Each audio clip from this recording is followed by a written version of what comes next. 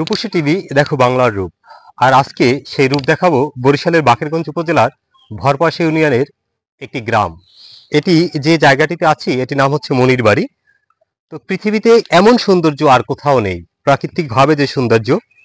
এই সামনেই আছে মেঠো পথ, আর এখান থেকে বয়ে গেছে কুলকুল করে ছোট চিকন খাল। আর খালের উপর দিয়ে প্রাকৃতিকভাবে তৈরি যে সাঁকো, নারিকেল গাছ, সুপারি গাছ এবং বাঁশ দিয়ে প্রাকৃতিকভাবে ন্যাচারালভাবে তৈরি যে সাঁকো, এই সাঁকো এবং পাশে যে বাঁশ গাছ, মানে সব কিছু মিলিয়ে এক অসাধারণ অপরূপ দৃশ্য রয়েছে এই গ্রামে। আজকের এই ভিডিওতে আমি আপনাদেরকে গ্রামটি ঘুরে ঘুরে দেখানোর চেষ্টা করব, সাথেই থাকুন।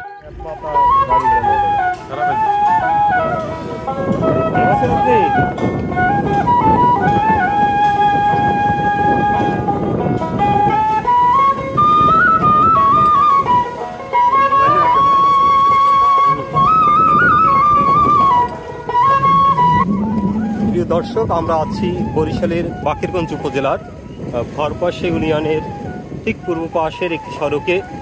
গ্রামের এই পাশে খাল, তার উপরে ইটের সলিং করা একটি সড়ক।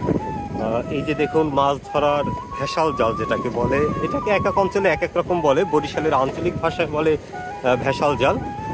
তো মানে গ্রামীণ পথগুলো যে কতটা সুন্দর, যেখানে পৃথিবীর স্বর্গ বললেই চলে, এখানে না আসলেই নয়। এ যেন প্রাচ্যের ভেনিস, বরিশাল প্রাচ্যের ভেনিস খ্যাত। মানে খালের উপরে কাঠের পুল, গ্রামের মধ্যে এরকম একটি সুন্দর বাড়ি, আর বাড়ির সামনে তারা নিজেরা একটি কাঠের পুল তৈরি করে নিয়েছে।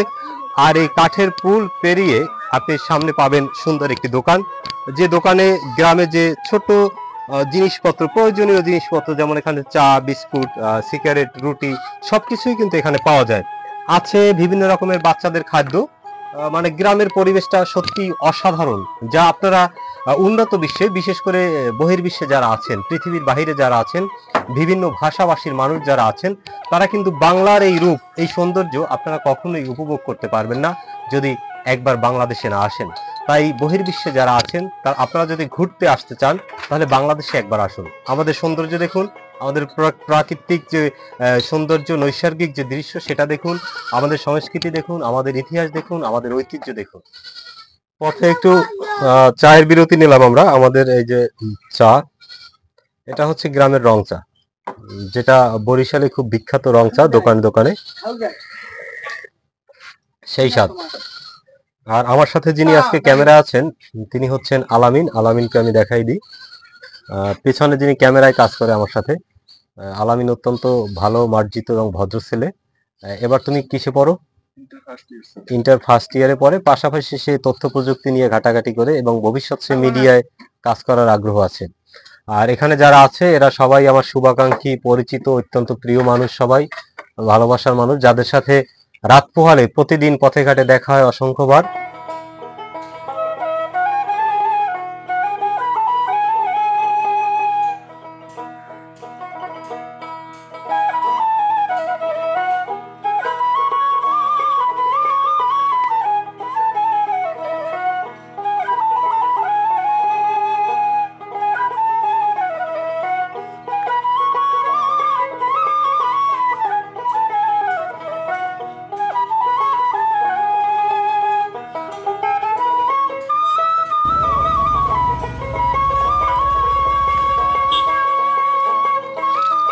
এমন দেশটি কোথাও খুঁজে পাবে না তো তুমি, সকল দেশের রানী সেজে আমার জন্মভূমি। এই সুন্দর প্রকৃতি আর এই দৃশ্য পৃথিবীর কোথাও নেই, এটা শুধুমাত্র বাংলাদেশেই সম্ভব। তাই আবার যদি আসি ফিরে, তাহলে এই বাংলায় আমি আসতে চাই। কবি জীবনানন্দ দাশ তার কবিতায় বলেছিলেন, আবার আসিব ফিরে এই ধানসিঁড়িটির তীরে, হয়তোবা শঙ্খচিল, নয়তোবা শালুকের বেশে। সেই শঙ্খচিল বা শালুকের বেশে আসার অনুভূতিটা তার জেগেছিল এরকম, এই ফসলের জমিতে বৈশাখে যে নয়া পানি, সেই নয়া পানিতে যে পোকা মাকড় বা ছোট ছোট মাছ ঠুকরিয়ে খাওয়ার যে একটা অনুভূতি, ফিলিংস, সেই অনুভূতি নেয়ার জন্যই হয়তো তিনি এই কথা বলেছিলেন।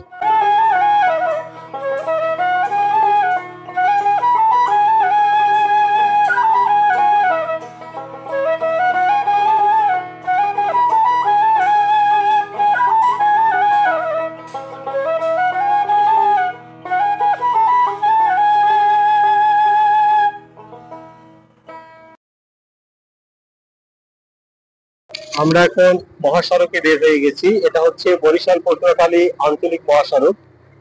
মানে অসাধারণ বর্ষায় একটি অসাধারণ সুন্দর রূপ ধারণ করেছে, যা না দেখলেই নয়। সবাই ভালো থাকুন, সুস্থ থাকুন। আজকের এ পর্যন্তই, বিদায় নিচ্ছি। আমি SM পলাশ। আল্লাহ হাফেজ। আর আমাদের চ্যানেলটি সাবস্ক্রাইব করে না থাকলে অবশ্যই সাবস্ক্রাইব করে রাখবেন, আর ফেসবুকে থেকে থাকলে পেজটিতে একটি লাইক দিয়ে দেবেন। ধন্যবাদ।